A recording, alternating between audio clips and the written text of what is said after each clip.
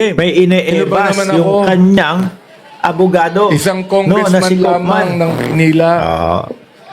Ewan ko, parang itong abogado Pinag-aksayahan nila ng parang panahon nangungopia lang din, ano? ng Vice Presidente. Yung parang, ano sigaw ng mga mamamayang Kasi Pilipino? mainit Ano ang sigaw ulo eh. ng mga Diba? nasa Kagaya ni Pilipinas? Joel Chua, Gagayahin mainit ko. din ang ulo, Parang ganun mga lang din kababayan. tuto, no? Mainit ang ulo ng Vice Presidente. O Ito ano po sigaw yung ng mga nangunguna abogado sa ni dating Kongreso, Pangulo Duterte no? sa Pilipinas? Kaya po Walang nabubuo jurisdiction. O yung siya mga din, ganun din. confidential Walang fund. jurisdiction. Kaya po O ngayon, nalalaman eto, ng sinakyan sambayan naman. ng Pilipino na Pati yung dalawang election. bilyon Overwhelming yung votes for hinihingi Duterte ng, shows Office of total the Vice rejection of President. ICC arrest. O di ba?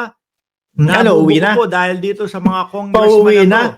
Yung sila Ano Mary sasabihin Grace mo Piatos bilang abogado? at Eh, yung mga resibo madam, mga judge, na wala pong mga pagkakakilanlan kailangan nyo na doon pong sa pauwiin PSA. ang aking Birth kliyente. certificate, wala. Kasi Marriage nanalo po siya sa certificate, election. o Ibig sinumar, sabihin wala. po, walang jurisdiction ng Death Pilipinas. certificate, wala din no, mga No? kababayan. Walang Sabi naman, jurisdiction okay ng lang. ICC Yung sa mga Pilipinas. ganung, mga ganong aliases. Tignan Kaya lang, natin kung kailangan ano, mong pagbigyan patunayan yung o sinasabi kailangan mo, mong may Kaufman. hiwalay na envelope para ipaliwanag kung sino, May ine-ebas sila yung Mary Grace kanyang Piatos. abogado. Kaya po, mainit No, na si ang ulo Kaufman. ni Inday Sara Duterte dito sa mga congressman. Ewan na ko, ito. parang itong